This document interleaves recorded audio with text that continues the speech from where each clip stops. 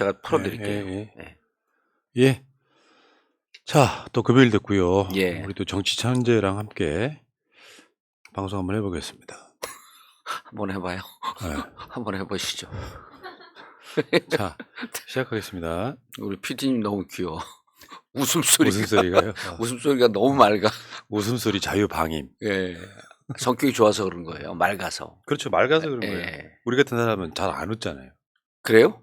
전 너무 웃어. 저는 맑은 게 아니라 저는 해퍼서. 마스크는 좀 제대로 해주시고요. 왜요? 써요? 아니. 벗으라고? 벗어야지.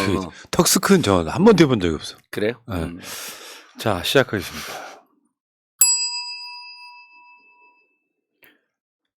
전혀 다른 시각의 최고급 정치평론, 정치천재 정봉주, 지니어스 정 35번째 시간입니다. 지금 제 앞에 정치천재 나와 계십니다. 어서 오십시오. 예, 안녕하세요. 정봉주입니다. 오늘 기분 무지하게 나빠요. 그러니까 이게 본인의 의지로 감정 컨트롤이 전혀 안 되는 거야. 암만 이거를 아무 일도 아니다라고 이렇게 넘어가려고 해도 어제 새벽 4시에 그 졸음을 뚫고 일본하고 스페인하고 한 거 봤잖아요. 일본이 2대1로 이기면서 조 16강으로 조 1위로 16강 올라갔는데 이걸 이웃나라니까 축하해 주려고 그렇게 마음속으로 다짐을 했는데도 철저하게 우리는 이 반일의 DNA가 너무 강한가 봐. 그냥 미워 죽겠는 거예요, 이게. 저 윤석열은 엄청 좋아했을 거예요. 축구 보면서. 그거는 모르는데 용산에서 환호성 치는 소리가 들리긴 하는 것 같더라고. 귀에 환청으로. 근데 오늘 하루 종일 그것 때문에 잊으려고 계속 하고 있거든요. 아무 일도 아니다. 아무것도 아니다. 우리가 오늘 잘하면 된다. 설사 우리가 오늘 최악의 결과가 있더라도 그것과 우리 국력과 국민의 국민성, 국격은 별개의 문제다. 이렇게 자꾸 본인을 스스로 위안하려고 하는데 안 되는 거예요, 이게. 저놈이 16강 올라가면은 이제 그 2위 팀을 만나잖아요, 상대 팀을. 조 2위 팀. 그럼 또 거기서 재수가 좋아갖고 또 8위로 올라가면 이 꼴을 어떻게 보고 있지? 잊으려고 해도 잊을 수가 없는 거예요. 그래서 저는 나중에 혹시 그런 기회가 있을지 없을지 모르겠지만, 혹시 저에게 기회가 되면 공약으로, 대마도 원상복귀. 저는 그거 갖고 한판 붙을 거예요. 그거 원래 우리 조선 수군 기지기 때문에 그거 되돌려 받아야 됩니다. 우리가 저긴 좀 쫄려. 그러니까 만주벌판을 되돌려 나라는 건 시진핑한테는 좀 쫄리긴 하지만 시진핑하고도 이제 결국 마지막에 싸워야 될 텐데 일본 건 돌려받아야 될 거 아니에요, 대마도는? 예. 그리고 대마도 주민투표하면요. 그거 아세요? 본토에서 대마도 이전 자유롭게 이주 못 합니다. 거긴 이주 허가제예요. 왜냐하면 조선 동포의 후손들이 많이 가갖고 주민투표를 통해 갖고 한국령으로 선포할까봐 못 가게 합니다. 그 이주 허가제예요. 대마도만 유일하게 일본에서. 근데 우리 지금 제가 이제 비공식적으로 대마도 주민들을 대상으로 해갖고 조사를 해봤어요. 뻥이다 그거. 뻥이죠. 뻥인데도 즐거운 뻥입니다. 해봤더니 62% 정도가 윤석열 지지율이 떨어지게 되면 69%까지 올라가고 그래서 62에서 69 정도가 대한민국 소속으로 대한민국 영으로 되기를 바란다. 나는 주민투표 결과가 있을 것으로 예상됩니다. 정말 대만도 되찾고 싶어요. 아이고. 그래야지 우리가 좀 이 세상에서 태어난 이유가 될 것 같아. 저는 의원님하고 좀 반대예요. 그런 축구 같은데 의미부여를 안 해. 그러니까 축구를 안 좋아하는 것도 있지만 축구 안 좋아해요. 야구 좋아하시죠? 야구는 미치죠 그냥. 그러니까 야구는 좀 제가 알죠. 예. 제가 책을 쓴 적도 있어. 야구에 관련해 갖고. 예. 그러니까 이 축구를 보면 못할 수도 있고 잘할 수도 있지. 내가 축구 본 게 2002년 월드컵이 20년 만이에요 지금. 그 전에 월드컵 사이 안 봤어. 일본이 이기면 뭐 이겼나 보다 하지. 그걸로 뭐 일본의 국력이 올라가는 거 그런 건 아니잖아요. 저는 평생 축구를 했잖아요. 그리고 천안FC K3 선수까지 뛰었었고. 서로 간에 다른 유전자가 다르구나. 유전자가 좀 다르죠. 그리고 예를 들어 이제 드라마 중에 그 박혜영 작가가 쓴 나의 아저씨 보게 되면 그 이제 문화적 배경이 네. 동네 40대 50대 아저씨들 조기 축구거든요. 네. 그 조기 축구 나온 게 그렇게 반가워. 그러니까 그 드라마가 그 인생작이야. 그럴 정도 축구에 이제 환장을 하는데 어제 일본이 2대1로 이기는데 그걸 보고 있는 제 심정이 어떻겠습니까? 그러니까 진짜 사람 심리가 그런 거죠. 미치게 오늘 그냥 오늘 하루 종일 지금 기분 더러 죽겠어요. 왜? 일본 놈들이 좋은 유시라면 예. 진짜 이렇게 응원해주고 싶은데 너무 악랄하니까. 예. 자, 그 마음은 충분히 이해하고요. 토닥토닥.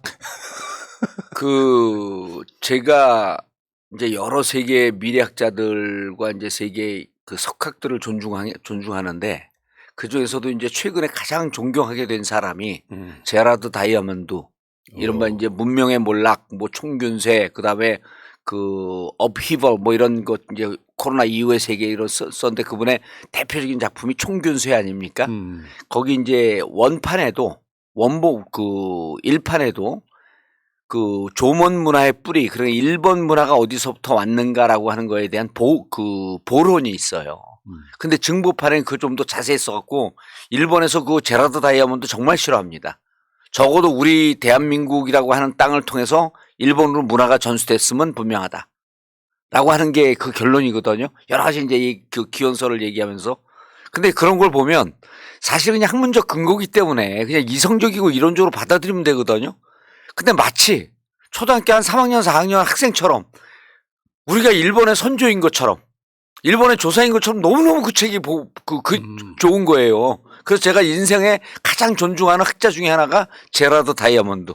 그는 일본이 한국의 뿌리라고 하는 것을 주장했다. 야, 그분은 이름도 참 비싼 분이시네요. 예, 다이아몬드죠. 참, 아이고. 자, 예. 사실 그렇죠. 그럼요. 일본하고요. 제가 일본어를 외국어 전공을 학교 때 했는데. 그래서 일본어과 하셨어요? 과가 아니라 이제 학교 다닐 때 이제 제2외국어예요. 근데 일본어는 한국어랑 어순이 똑같잖아요. 그렇죠. 예. 발음도 비슷하고. 근데 이제 제라드 다이아몬드의 주장은 그 동일 어원의 뿌리다라고 주장하기는 힘들다. 왜냐하면 일본어하고 우리하고 갈라진 지가 이제 5,000년쯤 됐고 프랑스하고 스페인어 같은 경우는 갈라진 지가 2,000년 됐기 때문에 같은 뿌리라고 볼 수 있지만 한국과 일본어는 뿌리가 같다고 볼 수는 없다라고 하는 건 이제 제라드 다이아몬드의 주장이고 우리는 어순이 같기 때문에 우리말이다 이렇게 주장해버리면 돼요. 그리고 일본어 부전공했다니까 제일 제가 좋아하는 일본어 중에서요. 구라다나이라고 하는 표현이 있어요. 그게 별 볼 일 없다, 재미없다 이런 뜻이거든요. 근데 구라다할 거예요. 구라다가 한자로 쓰면 백제입니다. 그래서 백제 없다. 일본에서 별 볼 일 없고 재미없다라고 하는 것은 자신들의 조상, 문화의 조상 백제가 사라지는 것을 구라다나이라고 하면서 재미없다, 별 볼 일 없다 이런 표현. 그래서 일본어 중에 제가 제일 좋아하는 표현, 구라다나이. 별 볼 일 없다. 니들 별 볼 일 없어 이놈들아. 왜? 백제가 사라졌으므로. 백제는 또 우리 호남 아닙니까? 그렇죠. 예. 무엇이요? 시방 백제라고 했는가? 백제가 일본을 사실상 이렇게 키워준. 그렇죠. 그건 뭐 뿌리가 그렇게 있고 일본 그 천황이 인정한 거니까. 알겠습니다. 자, 어쨌건 일본 사람들 예. 다는 아니겠지만 상당수가 예. 어떤 구구적 마인드 갖고. 그러면 저는 일본 사람 개개인을 싫어하는 게 아니라 집단화된 일본의 민족성 그걸 싫어합니다. 그리고 그런 민족성은 지구상에서 없어져야 돼요. 침략적 본능 이런 거 없어져야 됩니다. 그 일본 놈들이 지금 역사적 반성 없이 승승장구하면 그러면 안 돼요. 예. 나는 저 같으면요 그 축구 안 보는데 예. 그걸 보고 계시는 참 의원님 대단하십니다. 어쨌든 지기를 바라면서 봤는데 여러분들 걱정하지 마십시오. 2026년이면 일본의 경제학자들이 G7의 지위에서 지금 우리가 G8의 지위에 있는데 일본이 G7에서 밀려나면서 2026년쯤이면 대한민국 G7에 갈 것이다. 그러니까 우리 국력이 더 올라가는 거니까. 그건 아닌 것 같습니다. 그건 아닌 것 같아요. 윤석열이 대통령이잖아요. 깜빡했어요. 나 이재명 대통령 시절을 생각하고 있었어. 깜빡했어요.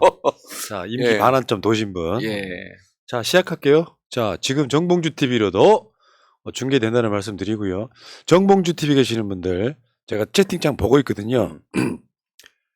1번 한번 쳐보세요, 1번. 자, 그리고 새날에서 보고 계시는 분들 1번 한번 치시면서 신나게 한번 갑시다. 예. 자. 렛츠고. 자, 김건희 파일을 만들었다는 공범이 예. 귀국을 해서 체포됐고 구속영장 청구해서 영장이 발부됐습니다. 예. 그 귀국한 이유가 뭐라고 보세요? 그분이 미국으로 튀는 시점이 그 국힘 내부 경선이 막 끓어오를 때였어요. 미국으로 갈 그 시점이 중요하거든요. 그때 홍준표 후보가 도이치모터스 주가 조작 사건에 대해서 문제 제기를 했습니다. 그리고 김건희 엑스파일을 만들었을 것이다라고 했던 그분이 미국으로 돌연 출국을 해버린 거죠. 그래서 실질적으로 도이치모터스 주가 조작 사건을 덮기 위해서 출국한 거 아니냐. 자, 그럼 이제 왔단 지금 귀국을 했어요. 아니, 출국을 해갖고 뭐 적색 수배다 어쩌고 저쩌고 해갖고 한 사람인데 이건 못 잡거든요. 미국에 가 있으면. 그러면은 그 사람에게 무슨 여권을 말소 안 되든지 이런 후속 조치도 없는데 귀국을 했어요. 자, 그럼 이제 우리가 도이치모터스 주가 조작이 어떻게 진행되고 있는지를 좀 봐야 됩니다. 권오수 회장을 비롯해서 공범자들이 다 구속이 돼 있는 상태 아니면 지금 재판을 받고 있죠. 그런데 공범이라고 한다면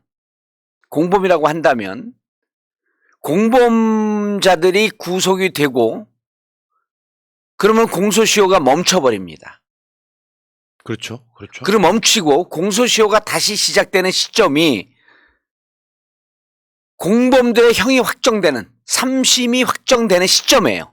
그러니까 우리 양분남 위원장께서 그 검사장 출신이긴 하지만 그거를 일일이 설명하니까 좀 복잡하니까 1년 정도 남았다라고 이렇게 말씀한 건 형이 확정되는 시점이 1년쯤 뒤일 것이다 이렇게 추산을 한 거고요. 정확한 표현으로는 공범의 형이 확정되는 시점 3심까지 대법까지 확정되는 시점서부터 공소시효가 다시 시작합니다. 그러니까 작년 9월인가 공범이 구속됐거든요. 작년 9월에 구속됐으니까 그때 멈춰버려요. 작년 9월에 구속이 되면서 그러니까 2011년 9월이니까 원래는 마지막 주가 조작 사건이 2012년 12월쯤에 있었다고 이렇게 보고 있는 거거든요. 그럼 올해 12월입니다. 10년이니까 주가 조작 사건이. 그러면 작년 9월서부터 계산하게 되면 공소시효가 15개월쯤 남는 거예요. 15개월쯤. 이거 계산 정확히 해야 됩니다. 작년 9월에 구속되었으므로 구속되는 순간, 기소되는 순간 공소시효는 중지. 그리고 그때부터 계산하기 해서 공소시효 마지막 주가 조작까지 시점을 보게 되면 15개월쯤 남았으니까 올해 12월이니까요. 그럼 작년 9월에 중지가 됐죠. 이들의 재판이 다 끝나는 시점, 형이 확정되는 시점서부터 공소시효가 다시 시작해서 15개월이 갑니다. 그러니까 얼마나 더 남아있을지 몰라요. 그러네. 예. 언제 끝날지 모르니까. 그렇죠. 재판이. 그리고 이 재판은 복잡하기 때문에 3년쯤 봤어요. 제가 아는 변호사들 한 3년쯤 봤는데 그럼 작년 9월이면 2011년이니까 3년 하면 2024년 9월까지 갈 수 있을 것이다 라는 추정이 가능하고요. 자, 근데 이제 여기서 문제 제기를 합니다. 우리 진영에 제대로 모르는 분들이 김건희는 공범이라고 하는 것은 우리의 주장일 뿐 공범이 아니다. 그러므로 올해 12월에 김건희의 공소시효는 멈춘다. 끝난다. 이제 그거죠. 이제 그게 논점이 예. 주가 조작을 하는지 알았냐 몰랐냐. 예. 알았다면 공범이고 예. 몰랐다면 공범이 아닌 일종의 피해자가 될 수도 있는데 그렇죠. 예. 김건희가 주가를 사라고 하는 걸 지시하는 장면들이 보도로 여러 번 나왔잖아요. 예. 그러니까 저쪽에서는 주가 조작임을 몰랐다 할 거고 예. 또 반대쪽에서는 뭔 소리냐 지금 주가 조작임을 이미 알고 뭐 예. 매수를 지시하고 이런 거를 한 게 지금 나왔는데 예. 이제 그게 논점이 될 것 같아요. 그렇죠. 아주 정확한 지적이시고요. 그게 이제 본인이 지시했던 녹취록이 나왔거든요. 올해 5월 재판에서 나왔습니다. 5월 재판에서 그게 5월 28일로 저는 기억하고 있는데 5월 21일인가 28일 그때 재판에서 이제 나왔기 때문에 그 근거에 따르면 김건희 씨가 주가 조작을 지시하는 육성 파일이 나왔으므로 공범일 것이다라고 하는데 이제 이게 공범이 아니라고 주장하는 우리 진영의 분들 주장은 뭐냐면 지금 구속되어 있는 주가 조작 선수 이모 씨, 권오수 씨 이런 등등의 사람들의 공소장을 보면 김건희 씨가 공범으로 적시되어 있지 않다는 거예요. 그러므로 공범이 아니다 이렇게 주장을 하는 거예요. 그건 잘 모르는 얘기고요. 그건 모르는 얘기고요. 그 공소장에 공범으로 적시가 되어 있지 않다고 할지라도 이 사건을 이후에 김건희 씨 사건을 들여다보면서 공소시효가 종결되기 전에 김건희는 공범이다라고 하는 것을 다시 수사 기록을 만들어낼 수 있는 거예요. 그렇지. 예. 그러니까 지금은 그들 공소장에는 공범이라고 적시 안 되어 있습니다. 그러니까 지금으로는 그들은 공범이 아니라고 주장하지만 공소시효가 종료되기 그 바로 전날 기소를 하면서 그때 당시의 사건 기록을 쭉 보니 김건희 씨는 그들과 공범이었다라고 하는 순간 공범이 되는 겁니다. 그로부터 15개월이 또 가는 거예요. 그러니까 윤석열 임기 내에는 그런 부분이 치열하겠네요. 그러니까 김건희를 지우려고 하는 어마어마한 그러기 때문에 이 사람이 귀국한 이유를 요 얘기를 쭉 들어봐야지 왜 귀국을 했을 거구나 하는 게 판단이 되는 거예요. 그러니까 김건희 씨는 쉽게 얘기하면 지금 주가 조작 이모 씨, 그다음에 권오수 대표 이런 분들 공소장에 공범으로 적시가 되어 있지 않다고 할지라도 사건의 성격상 공범이 될 가능성은 여전히 상존되어 있다. 라고 한다면 이들이 형이 확정되고 혹시 중간에 느닷없이 윤석열 임기가 종료가 되면 그때 정권이 바뀌면 김건희 씨가 공범으로 인해서 다시 수사받는 상황이 올 것이다 라고 한다면 윤석열 정권 내에서 김건희가 공범도 아니고 여기에 무관하다라고 하는 식으로 이 사건을 털어야 될 절실한 필요성이 어디선가 있지 않았겠냐 이렇게 보는 거예요. 그러면 이 공범이 귀국한 이유가 남욱처럼 검찰과의 딜? 이렇게 의심할 수 있지 않아요? 예를 들면 김건희 파일 저거 내가 임의로 만든 거지 김건희가 주가 조작을 몰랐다 이런 방식으로 빠져나가지 않겠습니까? 그렇지 않고는 왜 느닷없이 귀국했는지 설명이 안 되죠. 자, 우린 지금부터요. 근거는 없지만 합리적 추론을 해봅니다. 왜냐하면 김건희 씨는 여러 사건을 보거나 여러 증거를 보게 되면 공범으로부터 빠져나가기가 어렵습니다. 설사 선수 이모 씨, 권오수 씨 공소장이 공범으로 적시가 되어 있지 않다고 할지라도 여러 가지 근거, 정황 등으로 봐서 공범에서 벗어나기 어렵다.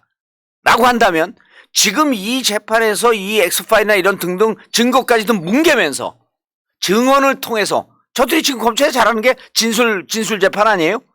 진술을 갖고 김건희 씨 엑스파일이나 김건희 씨 파일을 만든 건 내가 임의로 내가 무슨 작가 지망생이니까 한번 작품을 써봤다 라는 식으로 해갖고 털려고 들어오지 않고선 들어오는 게 설명이 안 됩니다. 그러니까 윤석열 식으로 왜 저 독직 폭행도 프레임을 바꿔가지고 수사 방해한 사건을 공무집행 방해한 사건을 독직 폭행이라고 뒤집잖아요. 그러면 그러니까 김건희에 관련해서는 김건희가 매수 등을 지시한 명확한 증거가 나와도 나는 그게 주가 조작인지 몰랐다고 한결같이 발뺌을 할 건데 여러 가지 이제 그 기술을 쓰겠죠. 근데 여기서 핵심 중에 하나는 가장 수익이 많이 났던 2차 시기에 김건희 파일이라고 만든 거고 그때 아마 내 기억에 18억 원어치를 매수한 걸로 김건희가 이 상태에서 결국 김건희는 몰랐다라고 발뺌하는 용도로 이제 일종의 이제 증인이 이 사람 구속되기도 했지만 지금 재판에 오늘 당장 증인으로 나간 상황이란 말이에요. 그렇죠. 근데 문제는 김건희 표절처럼 국민대가 김건희 표절을 뭔가 이렇게 검증할 수 없다 같은 애매모호하게 이렇게 털어버렸잖아요. 만약 이 상황에서 지금 이 상황에서 이재명 수사 등은 또 문재인 대통령 수사 등은 계속 저렇게 막 정치 보복성으로 하면서 김건희를 만약에 주가 조작 안 했다라고 털면 오히려 국민들한테 기름 붓지 않을까 이런 생각을 해봅니다. 그래서 저는 어쨌든 지금 김건희 씨 같은 경우는 이제 민모 씨라고 했나요? 그분이 민모 씨. 민모 씨가 이제 귀국한 게 사건 자체가 국민들이 도이치모터스 사건을 이제 주가 조작 사건을 너무 많이 알았어요. 그리고 올해 5월 달에 나왔던 본인이 주가 조작을 했었을 것으로 판단되는 음성 파일 이런 등등의 증거가 너무 명백히 나왔기 때문에 이걸 지금 덮지 않게 되면 정권 이후라도 이게 위험한 문제가 되지 않겠냐 해서 정권을 잡고 있는 와중에 이 파일을 그 김건희 파일을 털기 위해서 귀국한 거 아닌가라고 의심을 해볼 수가 있죠. 왜냐하면 장고 증명 이런 거 다 무혐의로 끝났잖아요. 정권 잡고 있으니까 가능했었을 거라고 국민들이 의심하는 거거든요. 그렇다고 한다면 지금 도이치 주가 조작 사건 이거 큰 건이에요. 엄청난 사건이지. 엄청난 사건이에요. 그리고 저쪽은 어떻게 이명박 그 BBK 주가 조작 사건, 도이치 주가 조작 사건 이런 사람들만 정권을 잡지? 그러니까 국힘 의원들에게 내가 지금 대통령 되고 싶으면 주가 조작을 하세요. 그럼 대권 후보 됩니다. 그러니까 이거 같아요. 윤석열 입장에서는 사력을 다해 김건희를 털려고 할 거고. 그럴 것 같아요. 근데 그거를 노골적으로 김건희는 무혐의다 이런 식으로 발표를 하면 저는 정권이 이태로 보진다고 봐요. 왜냐하면 이건 완전 프레임이거든요. 딱 걸려 있어. 최소한 뭐 대장동 수사도 마찬가지지만 김건희 건이나 김건희 주가 조작이나 50억 클럽은 형평성에 맞게 공정하게 털어라. 이게 국민적 요구인 거고. 만약 김건희까지 털게 되면 저는 오히려 윤석열 정권이 위태로워진다고 봐요. 위태로워져요. 그리고 이게 정권이 지금 경제나 이런 등등으로 보게 되면 경제가 그 정권이 지금 나아질 조짐이 안 보이거든요. 그리고 지금 뭐 여러 가지 여러분들 보고 있지만 이상민 디펜스하는 이게 지금 심상치가 않아요. 그래서 이런 걸 보면은 그 사람이 공항에서 11월 29일 날 체포가 됐고 구속영장 청구된 게 어제 청구가 됐거든요. 그리고 10월서부터 12월 사이에 미국으로 도주된 거로 보는데 그때 이제 주가 조작 의혹 제기한 게 홍준표 씨가 작년 10월 15일이에요. 그 다음에 윤석열 후보 선출한 게 11월 5일. 그러니까 요 20일 사이에 도이치 주가 조작 사건이 그 제일 핫한 이슈였거든요. 국힘 경선 때. 그래서 그때 출구한 거 아니었는가? 그럼 근데 뭐 지금 와갖고 뭐 내 컴퓨터에서 왜 나왔는지 모르겠다. 뭐 누가 작성했는지 기억나지 않는다. 이러고 있단 말이에요. 그러니까 이 김건희 파일이라고 하는 것 자체가 신빙성 없는 것이다라고 하면서 재판이 몰려가겠죠. 아이고. 그러니까 윤석열 입장에서도 이게 굉장히 조심스러울 수밖에 없는. 근데 윤석열 캐릭터를 보면은 망설이다가도 결국은 지를 것 같아요. 버튼 누를 것 같아요. 무혐의로 끝내. 결국 검찰의 몫이니까 그렇게 되면서 뭉개고 가려고 할 것이다. 지금 이상민 안 물러나는 거죠. 그리고 지난번에 나가 그 상황과 그 다음에 유엔 연설 때 막 지시하면서 박수치고 이러는 과정, 김건희 씨의 과정 이런 걸 보면 둘의 역학관계가 윤석열 대통령이 우위적 관계가 아닌 것 같아요. 둘의 관계에 있어서. 약간 멘토로 보였습니다. 그러니까 지시를 하고 지시를 받는, 그러니까 예를 들어갖고 윤석열 대통령 이제 의원하고 이렇게 비교하면 만약 윤석열이 의원인데 보좌관이 옆에서요. 보좌관하고 의원한 건 상하간 게 아닙니까? 보좌관이 옆에서 손짓까지 이렇게 아주 건방지게 하면서 나가 이런 거 못 하거든요. 귓속말 의원님 나가셔야 되지 않겠습니까? 만약에 윤석열이 더 주도적 지위에 있다고 한다면 김건희 씨가 그렇게 막대먹은 행동을 못 했겠죠. 카메라가 돌고 있는데. 근데 그분들은 카메라 신경 안 쓰는 것 같아. 쪽팔려서 어떡하지 막 이러고. 김건희 주가 조작이 이제 전국의 핵으로 등장하는 느낌. 아니 덮을 것 같아요. 제가 보기엔 덮으려고 하는데 이거 뭐 덮고 피의자를, 그러니까 피고인을 그 피해자를 가해자로 둔갑시키고 뭐 이런 등등을 많이 했다라고 하는 게 윤석열 주위에 장모 사건 보게 되면 그런 주장을 하는 분들이 많잖아요. 팩트가 어떻게 됐든지 간에. 그래서 우리가 보게 되면 이거를 그 주가 조작 주범을 주가 조작과 전혀 무관한 피해자로 과거에 이명박도 그러지 않았습니까? BBK 주가 조작 사건의 주범은 김경준이고 자기는 피해자다. 돈 다 날려갖고. 그래서 김경준 씨 9년이니까 징역 살았잖아요. 그러니까 그런 거에 능한 분들이야, 내가 보면. 그리고 세월이 10년 지난 다음에 이명박 주가 조작까지는 판단하지 않았지만 주가 조작의 원천이 되었던 BBK, 다스, 이명박 거다 이렇게 나오지 않았습니까? 제가 보기에는 김건희 씨 도이치 주가 조작 사건을 재판을 빨리 끌고 가면서 빨리 덮으려고 할 것 같아요. 재판을 빨리 끌고 갈 것 같습니다. 네, 결국에는 예. 근데요. 결국에는 정권은 유한한 것이고 요걸 덮으면은 어떤 방식으로든지 법이 저는 작동할 거라고 봐요. 예. 덮는다 그래서 끝나는 게 아니라 그리고 지금 아까 말씀드린 것처럼 윤석열, 김건희에 대한 비호감도 음. 지지하지 않음이 60%를 넘는 이런 상황에서는 국민들을 아주 그 염장을 지르고 예. 불을 지르게 만드는 그러니까 요거는 이제 함부로 저는 생각이 있다면 예. 김건희 거는 함부로 못 건드리는 예를 들면 12월 달에 공소시효가 끝나는 정도로 어느 정도 이렇게 조심스럽게 뭔가 하려고 하지 아주 노골적으로 불송치 이런 건 저는 못할 거라고 보는 거예요. 예. 그리고 여러분들 많은 분들이 법을 좀 알고 그런 분들이 이제 걱정을 하면서 이제 그런 얘기를 할 텐데 예를 들어서요. 이게 인제 그 공범으로 적시될 위험성이 있기 때문에 그 권오수나 이모 씨 사건이 끝나고 나서도 15개월까지도 최악의 경우에 윤석열 정권이 간다고 칩시다. 그래서 이 정권 아래서 도이치모터스 주가 조작 사건에 김건희가 관련 없다라고 하는 것으로 끝나요. 그런데 정권이 바뀌어요. 그러게 되면 이 사건을 누가 덮었는지 권력을 이용해서 이 사건을 왜곡하거나 무마했나라고 하는 걸 조사하는 게 그러겠죠. 직권남용이에요. 윤석열이 지금 예? 문재인 정부 터는 거랑 똑같은 논리로 그렇죠. 그리고 검찰 내에서 검찰 근거 다 나와 있거든요. 디지털 시대 자료가 어디 갑니까? 그리고 그때 이것을 수사했던 검찰들 다 법정에 설 수밖에 없습니다. 정말 이게 주가 조작 사건이 이렇게 증거가 명백했음에도 불구하고 무혐의로 처리한 이유가 뭐냐? 직권을 이용해서 무언가 불법적 행위를 한 게 아닌가라고 하는 게 정권 바뀌고 난 다음에요. 과거 사위 같은 거 만들어갖고 이거 직권남용 수사합니다. 하다 보면 더 피우더니요. 그럼 그때 또 특검이 들어가는 거예요. 공소시효 끝나는 게 어디 있습니까?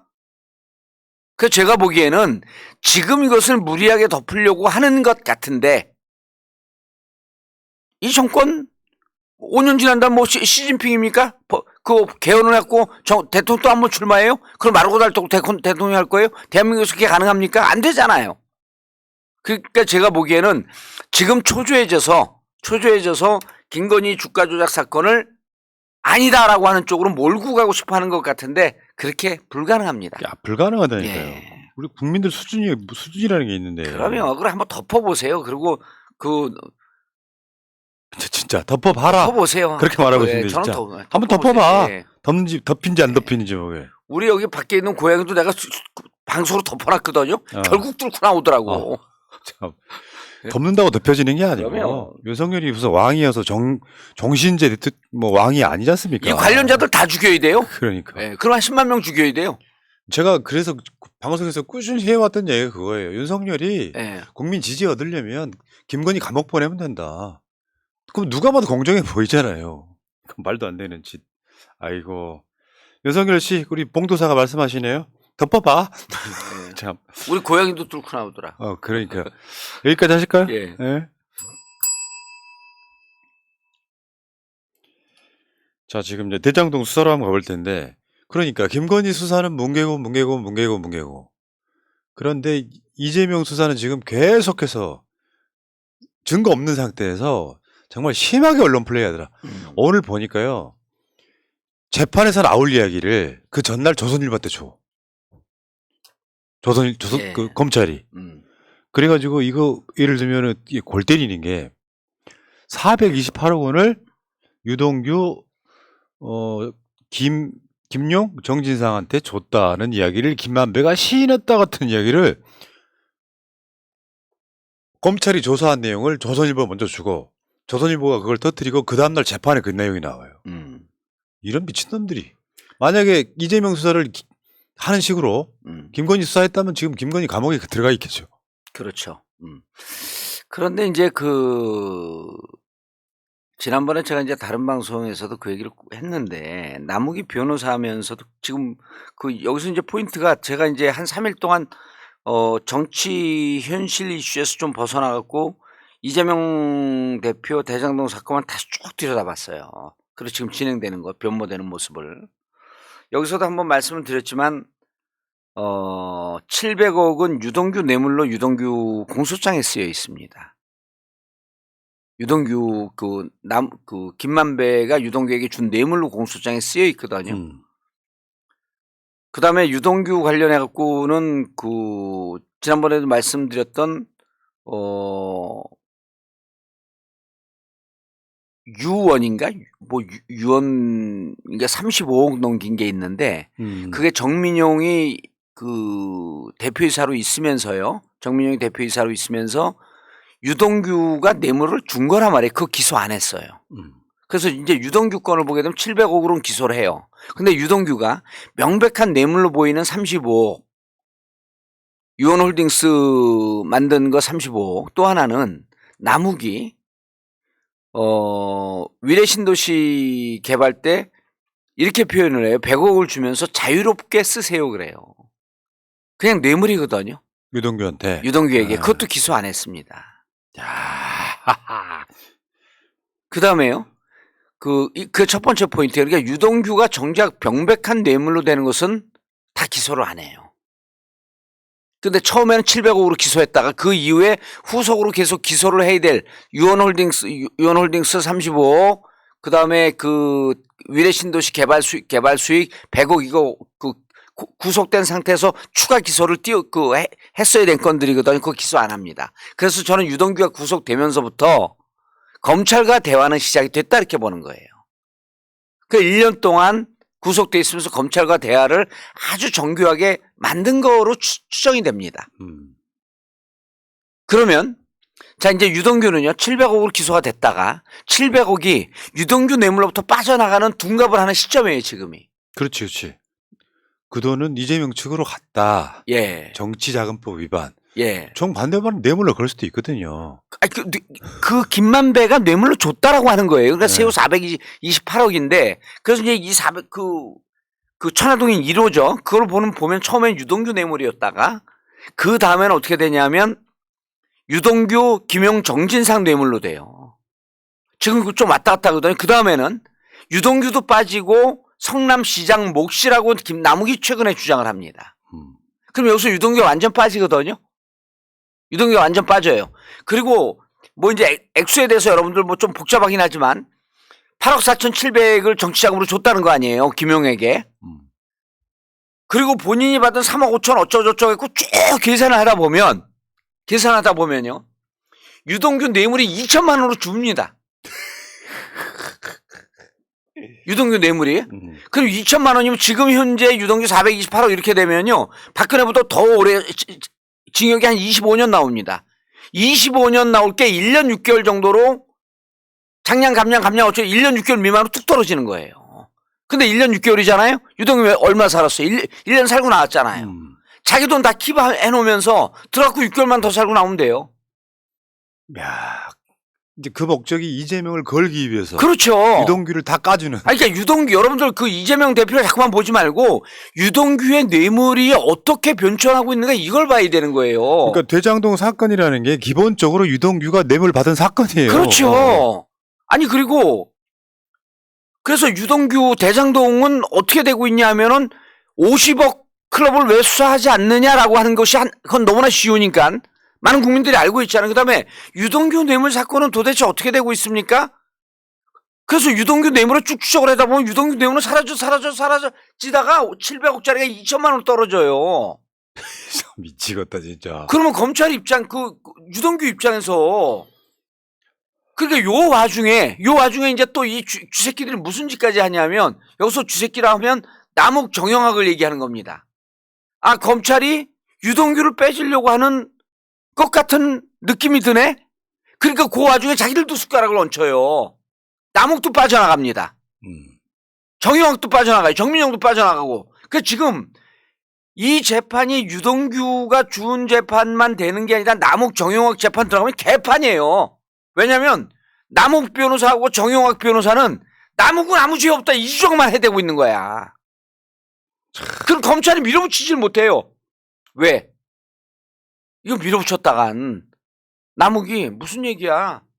나도 죄 없는데 자꾸만 나 죄 있다고 몰아붙이면 나 이재명한테 돈 갔다라고 하는 거 다 내가 착각했다라고 하면서 이재명한테 돈 가지 않았다라고 나 말 바꿀 수 있어? 이런 카드를 딱 쥐고 있잖아요 남욱이. 그렇지. 이제 공범 관계가 된 거지. 그렇죠. 검찰하고. 공범이라고 보기에는 이게 법적이 아니라 은밀한 동반자 관계가 다 된 거예요. 부당거래라고 합니다. 부당거래. 그래서 남욱재판 가보면 여러분도 그 지금 기자들이요. 기사를 못 써요. 왜? 남욱재판 가면 뭐가 문제인지 하나도 몰라. 뒤죽박죽 개판이 돼갖고 남욱은 나 죄 없습니다. 변호사들 막 갖다 드린다면서 유동규 증언을 보세요. 남욱 증언을 보세요. 정영학 증언을 보세요. 그럼 검찰이 밀어붙여야 되잖아요. 무슨 얘기냐고. 검찰이 밀어붙이지를 못합니다. 왜? 위에서 빅픽처 그리는 사람들의 지시를 받고 해야 되니까 공판검사들이 뭘 하겠어요. 그게 이제 직관이거든. 직접 수사한 그 검사들이 나와요. 이게 위에서 빅픽처 그리는 거에서 이재명을 잡는 쪽으로 가야 되니까 남욱을 잡았다가 자칫해갖고 남욱이 진술이 바뀌어. 유동규를 잡으려고 그랬다가 유동규 진술이 바뀌어. 그러니까 남욱 기소를 했다가 유동규 기소했다가 유동규 무죄로 끌고 가줘야 돼. 거의 혐의가 없음을 끌고 가야 돼. 남욱 기소했다가 혐의가 없음으로 끌고 가야 돼. 김만배 기소했다가 혐의가 없음을 끌고 가야 돼. 왜? 이재명을 잡아야 되니까. 김용과 정진상을 잡아야 되니까. 재판이 개판이 됐어요. 재판을 하라 그랬지 개판을 하라는 거야? 참, 아이고. 이거 기자들이요. 몰라요. 기사를 못 써. 그러니까 이 바보들이. 그래서 내가 대장동 제가 또 메스 아닙니까? 칼을 제대로인데 그러면서 요즘 보면 이놈들의 사건이 한두 명을 갖고 조작을 하게 되면 조작이라고 추정을 하는 겁니다. 한두 명을 갖고 조작을 하면 쉬워지는데 얽히고 설키고 여러 명을 갖고 조작을 하려고 그러다 보니까 추정입니다. 복잡해지. 이게 예. 이게 그 짬뽕인지 짜장인지 무슨 잡탕인지 이상해져 버린 거예요. 그러니까 결국 검찰이 김만배는 5년, 예. 남욱은 1년, 또 곽상도는 15년 이렇게 구형을 하는 게 예. 그런 느낌 아니에요? 곽상도는 자기들이 살려줄 이유가 없잖아. 아니 그러니까 곽상도는 협조를 안 했을 뿐더러 곽상도를 죽이면서 너무 명백한 증거가 있으니까. 이재명과의 형평성 차원에서 곽상도를 죽이는. 예. 또 곽상도 입장에서 지금 항변하는 것도 제가 봤을 때 어느 정도 항변할 만한 요소가 전 되는 것 같다고 보는 거거든요. 아니 5억이 뇌물이면 저 정도 구형 나오는 게 맞아요. 그러니까 5억인데 15년 구형하면요. 유동규 같은 경우는요. 한 480년쯤 해야 돼요.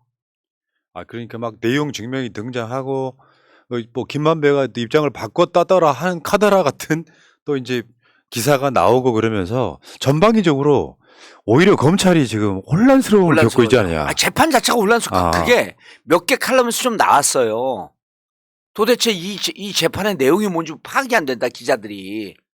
그러니까 이게 급변침이거든요. 사실은 예. 유동규 뇌물 사건이 증거 없이 이재명이 뇌물 받은 사건으로 지금 둔갑하는 상황. 정리하면 이렇습니다. 유동규, 남욱, 정영학, 김만배가 김만배가 준 나머지 3명의 뇌물 사건인데 특히 이제 유동규 뇌물 사건이죠. 그리고 유동규 뇌물 사건인데 그 돈을 만드는 과정에서 남욱은 그러저러한 걸 김만배가 유동규에게 전하는 걸 들었다라고 하는 거거든요.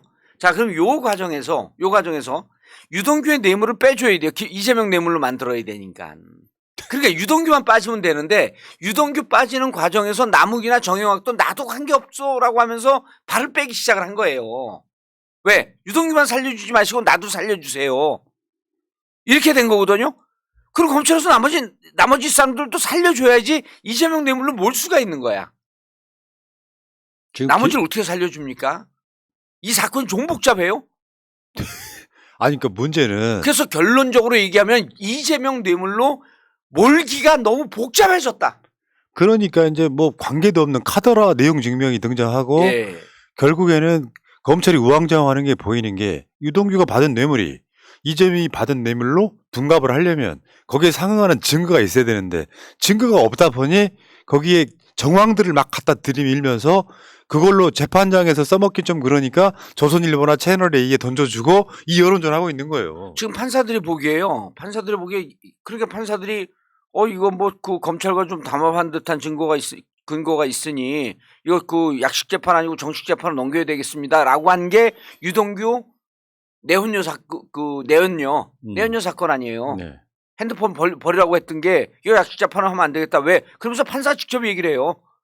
검찰하고 입맞춘 것 같은 정황이 있다. 이렇게 재판하면 안 되겠다. 이런 사건들이 이제 터지기 시작을 합니다. 그래서 결론적으로 말씀을 드리면 언론에서 기사를 써다니지만 여러분들 그 조중동 기사 좀 제발 보지 마세요.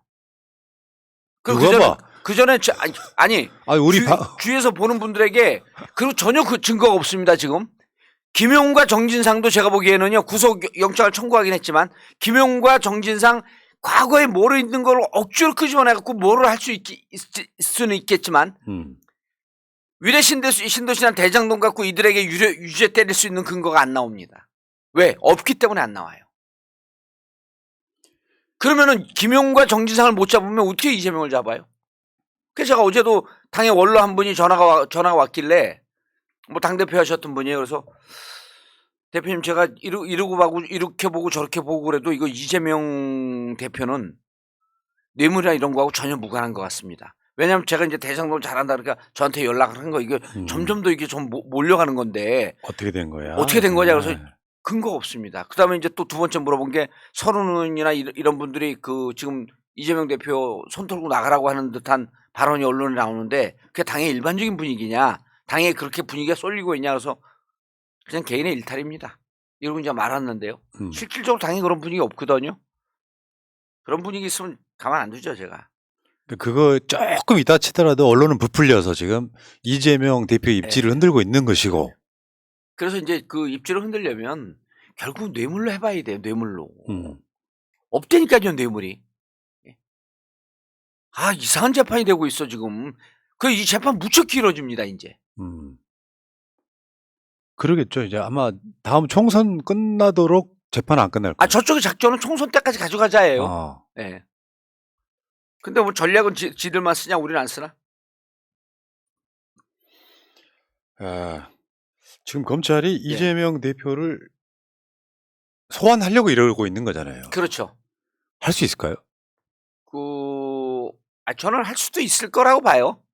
할 수도 있을 거라고 봐요. 근데 그때는 이제 전략이 아니라 그건 전술이 그건 그때 가서 대응하면 되고 민주당은요. 지금 이게 이제 민주당이 저기다 계속 아젠다가 끌려가는 형국이잖아요. 민주당은 정치 개혁이라고 하는 것으로 역공을 해야 돼요. 왜냐면 지금 민주당이 주도하는 아젠다가 하나도 없잖아요. 주도하고 있는 아젠다가 유일하게 이상민 해임 건의안이거든요. 그다음 이상민 탄핵. 그거 말고 지금 민주당이 전혀 새로운 아젠다로 정치권이 이렇게 지금 혼란하고 있는데 정치 개혁을 하자라고 하는 이 아젠다를 지금 던져줘야 돼요. 예.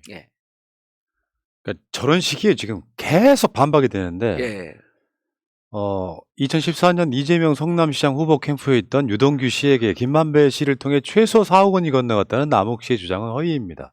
유동규 씨는 2010 지방선거, 2014 지방선거, 2018 지방선거, 2021 대통령선거, 2022 대통령선거, 2022 보궐선거 등 단 한 차례도 이재명 대표의 선거 캠프에서 활동한 바 없습니다. 그렇게 이제 후보 캠프였던 유동규 씨에게 이렇게 되면 국민들이 뭐 이재명 캠프에 있었던 뇌물이 진짜 받았나 보다. 그냥 듬성듬성 듣잖아요. 사실 유동규하고 이재명 대표랑 만난 경우도 그렇게 거의 없었다 그래요. 뭐 그런 정도인데 이런 식으로 지금 그거 이제 뭐 주변 격가지를 우리가 뭐 부정할 필요도 없는 거고요. 법적으로만 하면 되는 거고 그럼 법을 좀 끌려갈 필요 없어요. 왜냐하면 뇌물 있으면 증거 내놔라. 뇌물 받은 거 있으면 증거 내놓고 너네가 자신 있으면 소환해라. 오히려 소환 통보해라. 이러고 따지고 들어가야 돼요. 네.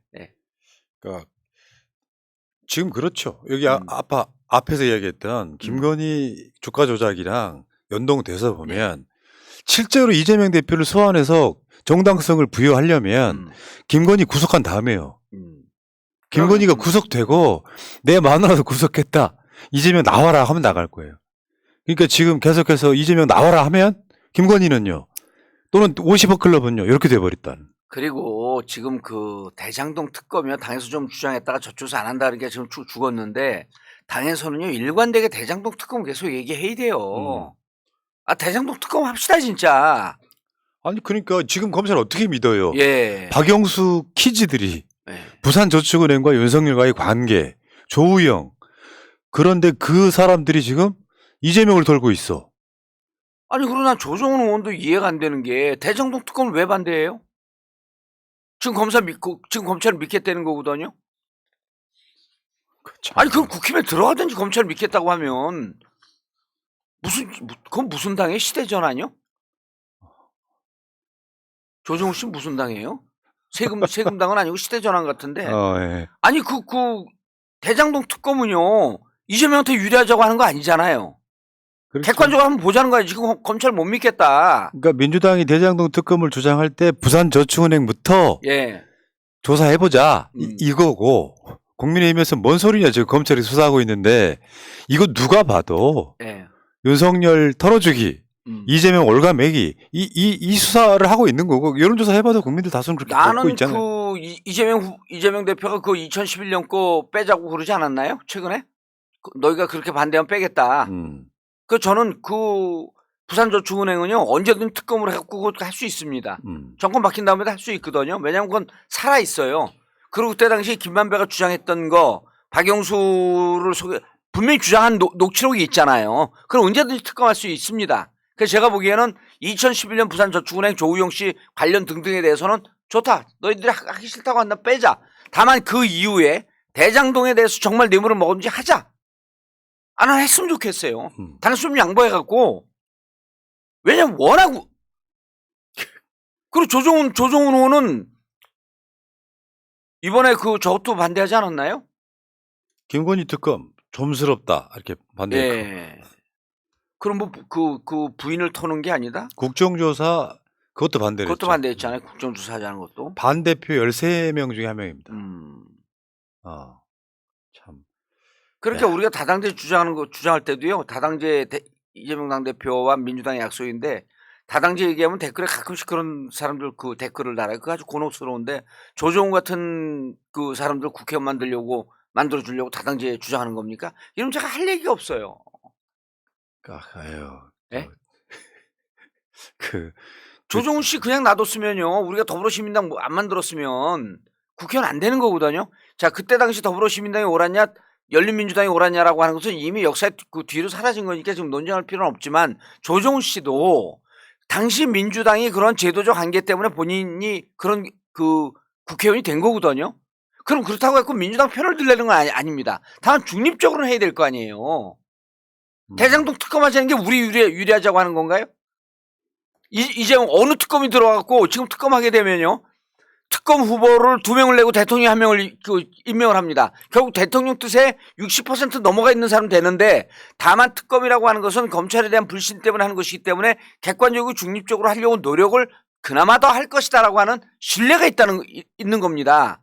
그래도 이 정권으로부터 완전 외면하고 하기가 어려워요.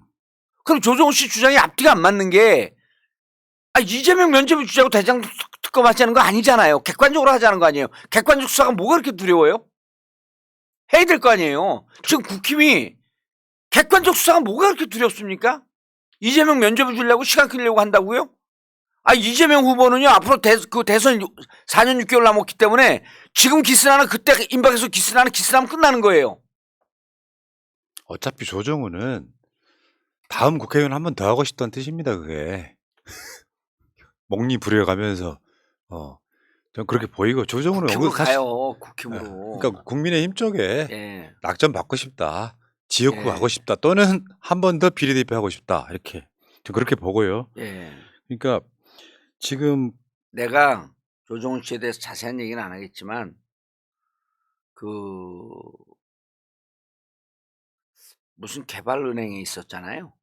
그 세계은행인가 저기 김동연 씨하고 같이 있었거든요. 김동연 지사가 사수고 그 조정훈이 부사수였었어요. 근데 그 금융이에요. 그 세계은행인가 무슨 월드뱅크인가 그렇죠. 예, 거기 있었는데 이스라엘 가서 오래 근무했어요. 그 파견지가 이스라엘입니다. 예? 여러분들 좀 이상하지 않아요? 이스라엘 아무나 갑니까? 세계 금융을 잡고 있는 건 유태인들이에요. 예? 이스라엘 갖고 오래 근무했어요. 태생이 약간 수박이구나 이런 이야기 하고 싶은 그러니까 거예요? 그 부분에 대해서 이스라엘에서 가서 근무할 때는 신원이 확실하게 보증되거나 그들이 우리 편이라고 생각하지 않는 사람 그쪽으로 함부로 보내지 않는다라고 하는 걸 누가 제보했어요 저한테. 근데 이제 제가 그걸 추적할 수 없고 별로 중요한 얘기 아니기 때문에 아니었는데 어쨌든 제가 확인해 보진 않았는데 그런 제보가 있었습니다. 그래서 내가 그쪽에 있었던 사람한테 물어봤더니 중동에 파견 나가서 근무한 것은 맞는 것 같다 이렇게 얘기를 하더라고요. 그렇습니다. 그냥 기록이. 히스토리가 그런 사람이에요. 수박인지 아닌지는 잘 모르겠어요, 그게. 예. 기본적인 성향이 예. 일반 민주당 위성정당을 통해서 당선된 사람이 저런 모습을 보인다는 것은 뭔가 기술 들어간 거예요. 예. 제가 봤을 때 무슨 기술 들어갔다고 봐요. 기본이 안 돼 있죠. 그러면서 꽉 잡고 있잖아요, 지금. 자, 그건 그렇다 치고 예. 결국에는 지금 이런 방식으로 전국이 흘러가면 예. 사실상 파국가 아니에요? 파국이죠. 그 민주당 입장에서는 어떤 것도 협조할 수가 없는 상태. 예. 지금 민주당은 이제 현재 대응은 전술적 대응을 하면서 2024년 총선을 앞둔 전국을 다시 주도적으로 민주당이 국회 제1당이기 때문에 정치 주도권을 잡아야 될 그러한 주제를 끌고 가야 될 필요가 있습니다. 그러니까 우리가 약속한 게 다당제와 개헌이었거든요. 개헌을 지금 얘기하기는 좀 시적절치 않지만 다당제를 위한 정치 개혁, 이것을 어떻게 할 것인가 라고 하는 것은 민주당에서부터 먼저 이 주제를 정치 개혁, 그러니까 지금 국힘과 민주당이 극단적으로 싸우고 있지 않습니까? 그래서 이런 정치적 갈등, 정치적 대립 이런 거로부터 통합과 화합의 정치로 갈 수 있는 정치 혁신의 길이 뭐가 있느냐라고 하는 것을 우리가 먼저 일당이기 때문에 우리가 제안을 해줘야 돼요. 그래서 우리 지금 민주당의 모습은 여기에서 싸우는 것은 싸우는 것으로 대응을 하되 정치 개혁의 화두를 민주당이 지금 끌고 나가야 된다. 여러분들 보기에는 어찌 보면 좀 생뚱맞은 얘기인 것 같지만 이제 곧 총선 국면으로 들어갑니다. 그래서 지금 정치 개혁의 카드를 들면요, 무슨 장점이 있냐면요, 국힘 내부에서 정치 개혁을 하자라고 하는 축이 하나가 있어요. 이분들이 반윤입니다, 대체로. 그 다음에 무슨 정치개혁 같은 소리 하고 있냐, 그냥 윤석열 통치를 강화하자라고 하는 쪽이 또 한쪽이 있어요. 그럼 우리가 정치개혁에 화두를 던지면은 국힘 내부가 쪼개집니다. 예를 들어 유승민 그룹 같은 경우는요, 정치개혁 하자는 쪽이에요. 이준석 정치개혁 하자는 쪽입니다. 이번에 친윤 모임 있잖아요. 예. 정치개혁 하지 말자는 쪽이에요. 그러니까 국민 중심이라고, 예. 민들레라고 하려다가 이름 바꿨다고. 예. 근데 거기에 참여한 의원이 60명이 좀 넘고요. 저번에 말한 이용호 찍었던 표 딱 그만큼이 거기 안 들어가고 있는. 안 들어가죠. 네. 들어가봐야 거기서 뭐 밥 먹고 와봐야 공천 아웃인데, 그래서 국힘 내부에서는 공천 아웃될까봐 두려워하는 사람이 40명 내지 50명쯤이 있는데, 그분들은 정치개혁을 통해서 이렇게 대통령이 잘못된 길로 가는 것에 대해서 아무 말도 못하는 정당 구조, 국회 구조는 더 이상 유지돼서는 안 된다, 이 주장을 하고 있는 거예요. 그러면 그들이 독자적으로 목소리 못 내거든요. 우리가 목소리 낼 수 있는 판을 깔아줘야죠, 민주당이. 더 쉽게 얘기할까요? 국힘이 쪼개질 수 있는 카드를 던지자는 거예요, 우리가. 그러니까 지금 제가 봤을 땐 파국이에요, 파국. 예, 파국이에요. 더 이상 어떤 협조도 하면 안 돼요. 봉합이 안 됩니다, 이제는. 그럼 파국인데 민주당이 그걸 먼저 알고 파국으로 갈 수 있는 정치적 아젠다가 이쪽으로 가야 된다라고 하는 것을 던져야 되는 거예요. 지금 제가 민주당에 비판적이지 않습니다, 이제. 왜? 저도 당직자니까. 그런데 여기서 뭐를 해야 되냐면 민주당이 앞선 주제를 항상 끌고 가줘야 돼요. 국힘이 지금 민주당만 보고 있어요. 국힘에 누가? 밥 먹으러 안 간 사람들이. 그러니까 지금 저희 이렇게 봅니다. 국정조사도 국민의힘 안 하겠다 그러면 빼고 하고. 예. 아니 근데 220명 했잖아요. 네. 하겠다는 사람들이 있다니까요. 네. 그러니까 국정조사는 지금 현재 유족들과의 간담회도 안 나타났잖아요. 거기다가 예산안도 삭감한 상태에서 통과시키고. 예. 그러니까 완전히 지금 민주당 자체가 주도를 해야 되는데. 맞습니다. 민심의 눈치를 상당히 보는 느낌이에요. 거기다가 이제 김진표가 좀 약간 어긋나기 시작했고. 그럼 이상민 탄핵으로 가야 돼요, 여러분. 이상민 탄핵해야 되는 근거가 5개예요. 그러니까 이상민은 참사의 책임자로서 당연히 나가야 되는 거고. 가족들이 주장을 시작했잖아요. 참사의 최종 책임자에 대한 엄벌로 주장을 시작을 했어요. 1차 요구사항 때는 그 얘기를 안 했어요. 부드럽게 나갔거든요. 가족들이 지금 이제 한 60여 명이 대책 협의회인가요? 대책이 만들었잖아요. 우리가 다 예상했던 겁니다. 이거 그대로 못 덮고 갑니다. 적어도 반수 이상은 대책위를 가고 정말 제대로 된 정부라고 한다면 함께 모여서 슬픔을 나눌 수 있는 공간을 만들어주는 게 제대로 된 정부입니다. 안 만들고 그걸 못 만들게 했고, 그렇지만 그들은 세월호 경험도 있었고요. 그리고 이렇게 억울하게 우리 자식들을 그냥 보낼 수 없다 해갖고 공동대책위원회를 만들었거든요. 이거 그냥 끝나지 않습니다. 그리고 우리가 뭐라 그랬어요? 2014년 4월 4.16 참사가 나고 난 다음에 그거로부터 박근혜 정권이 몰락했다. 이거 기억했더라. 그거 덮으려고 했다. 박근혜 정권 몰락했다. 이태원 12구 참사 덮으려고 하다 정권 몰락으로 갑니다. 예. 전 덮으려는 거예요. 덮고 싶으면. 그러니까 민주당은 이 상태에서 저 이상 물러나면 안 돼요. 예. 지금부터 물러나면. 그리고 역풍 없습니다. 내가 가서 이번에 바다가서 바람을 쫙 쐬고 봤더니 관상에서 그러잖아요. 마지막에. 예? 한 명이가 딱 고개 삐딱하게 해갖고 송광한테 묻습니다. 어이 관상쟁이 양반. 그렇게 관상을 잘 보는 사람이 어떻게 자신의 운명을 못 받는가? 그러니까 이렇게 답을 해요. 네? 참. 파도를 보았을 뿐 파도를 일으키는 바람을 보지 못했습니다. 자, 이야기 좀. 민주당은 이 무슨 말씀이냐면 민주당은 지금 일고 있는 구체적인 이상민 해임 건의안 국정조사 탄핵 이런 거에 이런 파도만 볼 것이 아니라 이 파도를 일으키는 세상의 흐름을 봐라. 세상의 흐름은 국힘이 쪼개지려고 하면서 쪼개지는 카드로 정치 개혁을 하자. 라고 하는 걸 요구하고 있을 때 민주당은 전략적으로 그걸 치고 나가라. 그러니까 지금 이제 예. 전국이 어떤 식으로 돌입을 했냐면 예. 민주당 지지층은 윤석열을 극혐하고 있어요. 진짜 못 참겠다, 못 살겠다 갈아보자가 됐어요. 예. 그러면 국민의힘도 지금 저 화물연대 파업 관련해 갖고 막 더 세게 몰아치면서 지지율 올리려고 하고 있잖아요. 예.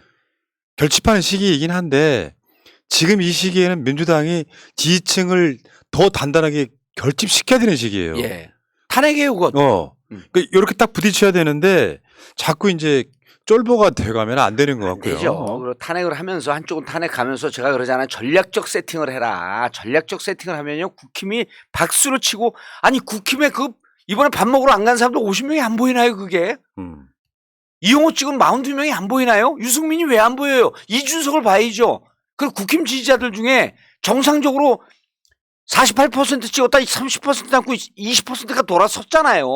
그 돌아선 사람들과 손을 잡고 반윤석열 운동을 해야 될 거 아닙니까?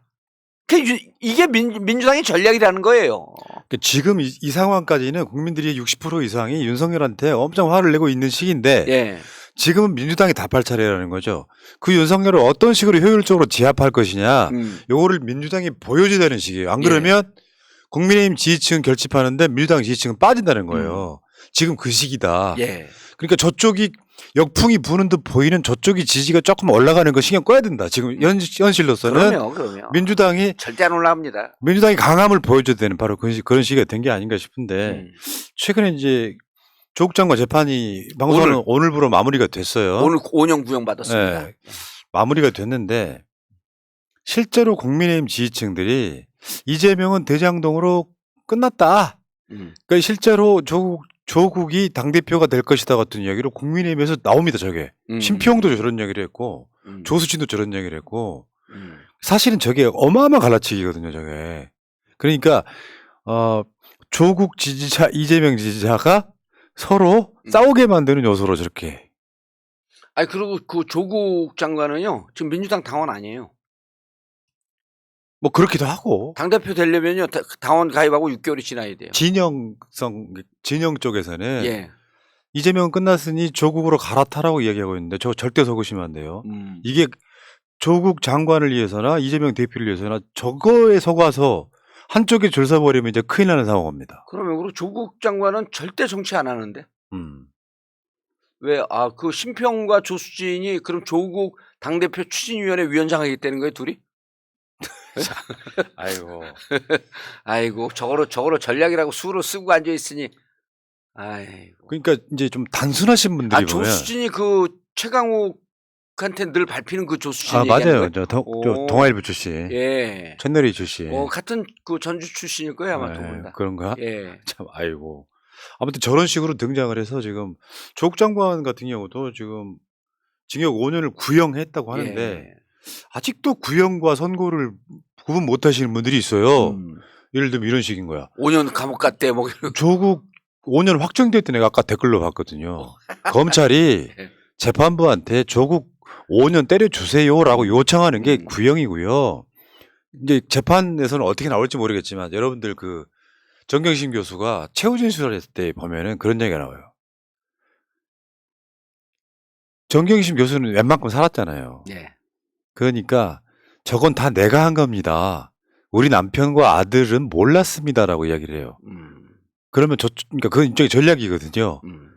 조국 장관이 밖에 있어야지. 그리고 사실 현 상황에서 부인이 감옥에 가 있는데 조국 장관을 실형 때리는 건 사실상 무리가 있다고. 만약에 실형이 정말 나온다 그러면 또 한 번 피바람이 몰아칠 거라고 봐요. 그러면 그리고 가족이 풍비박산이 났잖아요. 좀 그러니까 이제 나는 우리 국민들이 저렇게 검찰에 감옥 가는 거에 대해서 제가 이제 같이 활동했던 변호사들이 제 사건 변호했던 변호사들 판사 출신이 많은데 제가 이제 무죄 받고 나오면서 한숨을 푹 쉬면서 자기를 또 얼마나 노심초사했겠어요. 그러면서 내가 이제 식사 자리에서 물어봐요. 부장님, 부장판사 출신이니까 부장님, 감옥 가는 게 이렇게 두려운 줄 알았으면 그때 이렇게 실형 때릴 때 알았어요, 그거를? 그랬더니 그때 몰랐습니다. 감옥 가는 게 이렇게 두렵고 이렇게 무서운 일인 줄 알았으면 그렇게 함부로 실형을 제가 못 때렸죠. 지금 검찰이요, 저 5년 구형하고 이 사람들 나중에 자기들 뭐 잘못해갖고 징역 가면요 일주일도 못 살아요. 사람을 이렇게 말도 안 되는 거로 지금 동행대 표창장 위반한 표창장 위조건 아닙니까? 그리고 정경심 교수가 안 한 거 아니에요? 그 재판을 쭉 지켜보면은. 그러니까 그걸 갖고 4년을 살려요? 이게 인간이 할 짓입니까?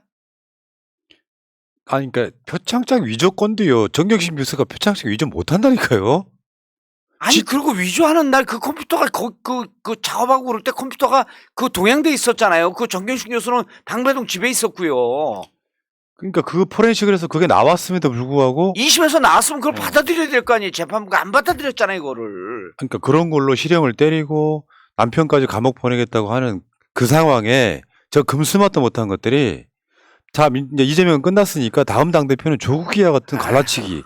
근데 갈라치기에 넘어가는 사람이 있어서 제가 이 의제를 갖고 온 거예요. 그러면서 이제 한쪽에서 이재명을 싫어하는데 조국 장관을 편드는 척했던 바로 그 자들이 똥파리잖아요. 그 똥파리들이 선동을 하기 시작하는 거예요. 이재명 끝났으니까 우리가 조국 밀자. 그럼 당이 이제 또 이재명 지지하시는 분들 입장에서는 저게 뭔 소리 하면서 싸우게 만드는 요소로 작동한다는 거죠. 지금은 전혀 그렇게 싸우실 상황이 아니라는 말씀드리고요. 그리고 당에서 의원들 중 일부가 이재명 대표에 대해 한두 명 정도가 이재명 대표가 뭐뭐 하고 어쨌든 털고 와라 이런 등등의 발언하고 있는데, 여러분 당 내부 발언 여러분들 언론 통해서만 보잖아요. 그리고 의원들끼리도 요즘 대화를 잘 안 해요. 자기 그룹의 의원들 아니고는. 근데 다른 모든 의원들하고 제가 다 대화를 합니다. 당내 전혀 그런 분위기 없어요. 언론에서, 특히 보수 언론에서 이재명 후보 코너에 몰고 갈라치기 하려고 그러는 거거든요. 그런 거에 전혀 현혹되지 마세요.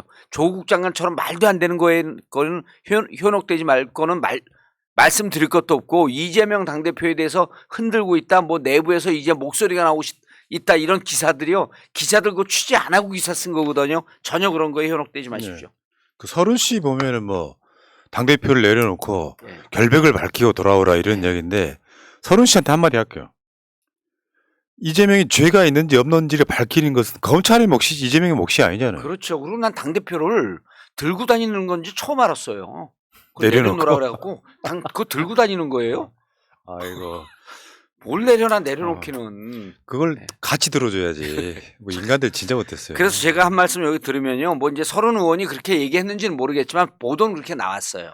근데 서른 의원은 동교동에서 정치한 분이거든요.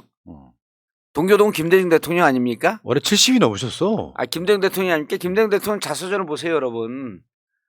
동지라 그래요, 김대중 대통령은. 항상 연설할 때 이러거든요.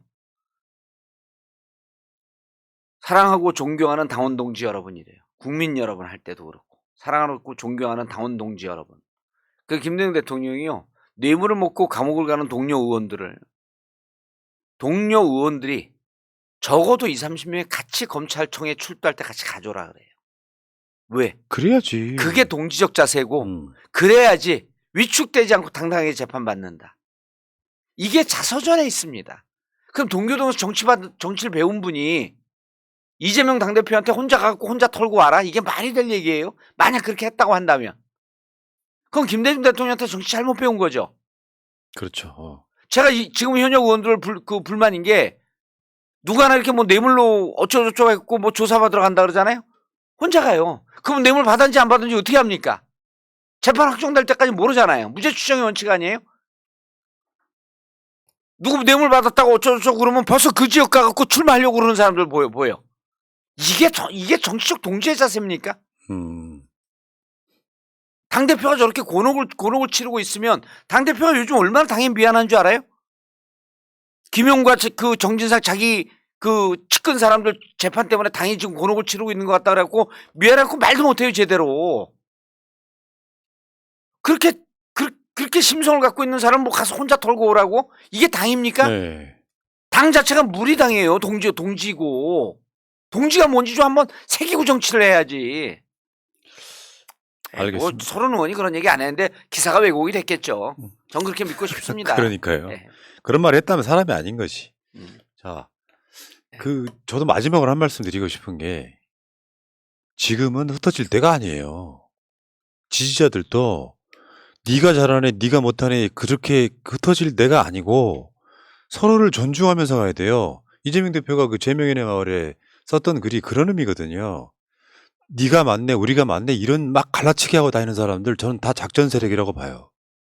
그러니까 아무리 내가 저 사람이 싫어도 결국은 한때 동지였거나 동지로 가야 될 사람들인데 그 상대방에 대해서 공격을 퍼붓는 행위들은요. 그게 자기 정치인들도 마찬가지고요. 치사한 거죠. 치사한 거죠. 일반 우리 같은 시청자도 마찬가지라고 생각해요. 자기 이득을 위해서 상대방을 내부적으로 갈라치기 하면서 그 갈라치기 세력이 저는 이미 민주 진영에 상당수 들어와 있다고 보는 사람이에요.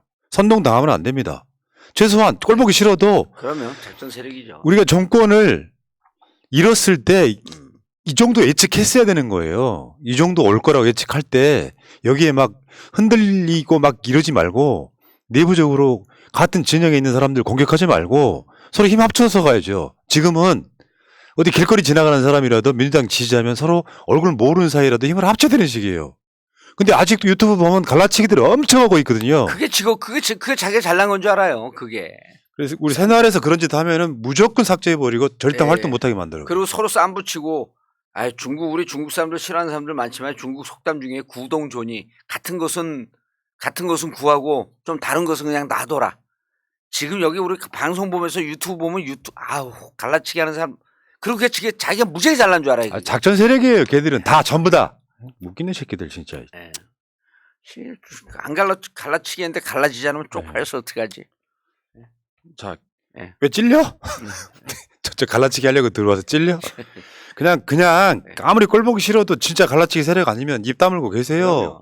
그리고 방송 들어오면 방송 열심히 해야지 왜 갈라치기 댓글을 달아요. 그런 거 하지 마세요 좀. 자, 여기까지 하시고 오늘 7시엔 누구 나옵니까? 정봉주 TV? 요즘 핫한 인물이죠. 장경태.